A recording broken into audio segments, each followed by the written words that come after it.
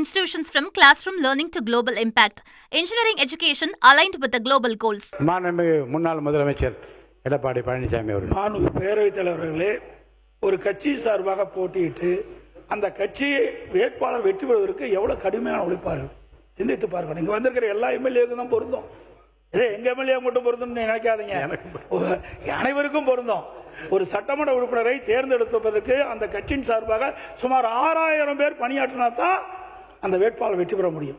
இரவு பகல் வராமல் ரத்தத்தை விரைவாக சிந்தி வாக்களை சந்தித்து வாக்களை பெற்று வெற்றி பெற்ற பிறகு அவர் வெளியேறினா அந்த கட்சியில் தொண்டர்கள் எப்படி மனம் கொதிக்கும் என்பதை உணர்வுபூர்வமாக நீங்கள் சிந்திக்கப்பட வேண்டும். நீங்கள் முதல் எம்எல்ஏ ஆகிருக்கிறீங்க, நான் 6 முறை எம்எல்ஏ ஆகியிருக்கிறேன், ஒரு முறை நாடாளுமன்ற ஆகியிருக்கிறேன். ஆக சிந்திக்க வேண்டும்.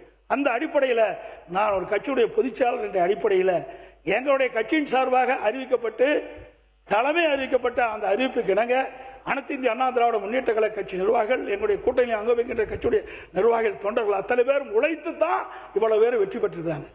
அதனால தான் அந்த கருத்தை சொல்ல வேண்டிய நிலைக்கு நான் தள்ளப்பட்டேன் என்பதையும் தங்களுடைய கவனத்துக்கு கொண்டு வரேன்.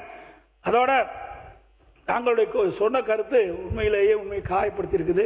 2 பேரும் ஒன்னா சேரல, இல்ல நீங்க இருந்த காலத்திலயும் ஒன்னா சேரல, நாங்க இருக்கிற காலத்திலயும் ஒன்னா சேரல என்பதையும் ஒரு விளக்கம் மட்டும் நான் சொல்லிடுறேன்.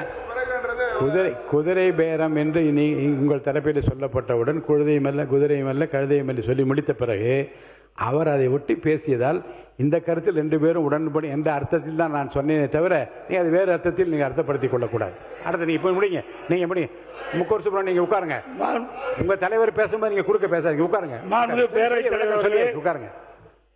இன்றைக்கு உறுதியளிக்கப்பட்ட ஓய்வு திட்டம், அந்த திட்டத்திற்கு கடந்த இடைக்கால பட்ஜெட்டிலேயே அதற்கு தேவையான நிதி ஒதுக்கப்பட்டதாக இன்றைக்கு ஒதுக்கப்பட்டுகின்றது. இப்பொழுது அரசாங்கம் அந்த நிதி ஒதுக்கப்படவில்லை.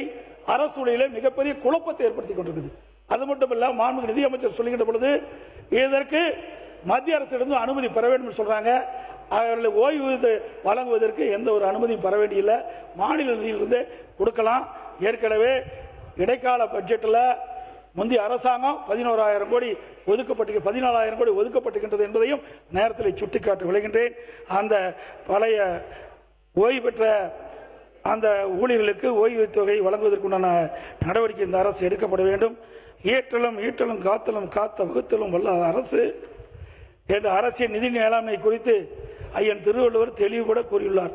இந்த தமிழக வெற்றி கழக கூட்டணி அரசு சமைத்துள்ள நிதிநிலை அறிக்கையில் ஏற்றம் இல்லை, வகுத்தலும் இல்லை, காத்தலும் இல்லை, மாற்றம் வரும் என்று நம்பி வாக்களித்த மக்களுக்கு இந்த அரசு நிதிநிலை அறிக்கை என்ற பெயரில் போகாத ஊருக்கு வழிகாட்டி விட்டதே என்ற வருத்தத்திலும் ஏமாற்றத்திலும் உள்ளர் என்ற உண்மையை கூறி அமைகின்றேன்.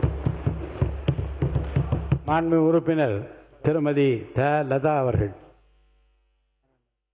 நாளைக்கு விளக்கமா உட்காருங்க. நாளைக்கு உங்களுடைய பதில் உரை இருக்கிறது. அவர்கள் என்னென்ன நிறைய கேள்வி கணைகளை தொடுத்திருக்கிறார்கள் எல்லாம் தொகுத்து வகுத்து நீங்கள் வரிசைப்படுத்தி நாளை உங்களுடைய பதில்களில் கூறினால் அது பொருத்தமாக இருக்கும். போதுமே. திருமதி லதா உட்காருங்க. வேண்டாம் நோ கான்ட்ரவர்சி. உட்காருங்க. மாண்புமிகு இல்லை வேண்டாம், இப்போ வேண்டாம், இல்லை இப்போ இது உட்காருங்க. மாண்புமிகு உறுப்பினர் திருமதி லதா அவர்கள் சொல்லுங்க. நீங்கள் சொல்லிட்டீங்க, உட்காருங்க. நான் அதை செவிமடுத்து நீங்கள் சொன்னதை நான் கவனமாக கேட்டுவிட்டேன். திருமதி லதா அவர்கள் உட்காருங்க. திருமதி லதா அவர்கள் பேசுங்க. மை கொடுங்க, உட்காருங்க. நீங்கள் மை கொடுங்க, அவங்களுக்கு கொடுங்க. மாண்பு உறுப்பினர் பேசுங்க. மாண்பு பேரவைத் தலைவர்களே, நாங்கள் சொன்ன வார்த்தையை நீக்கிட்டீங்க. அதே போல பொதுப்பணித்துறை அமைச்சர் தேவையில்லாத கருத்தை இங்க பதிவு செஞ்சிருக்கிறார். நீங்க அவை குறிப்பிலிருந்து நீக்கப்பட வேண்டும். நாங்க சொன்ன கருத்தை நீக்கிட்டீங்க. ஆக அவர் சொன்ன கருத்து தேவையற்ற கருத்து, இந்த அவைக்கு பொருந்தாத கருத்து, அதை அவை குறிப்பிலிருந்து நீக்க வேண்டும் என்று தங்களை வலியுறுத்துகிறேன். Saram institutions from classroom learning to global impact. Engineering education aligned with the global goals.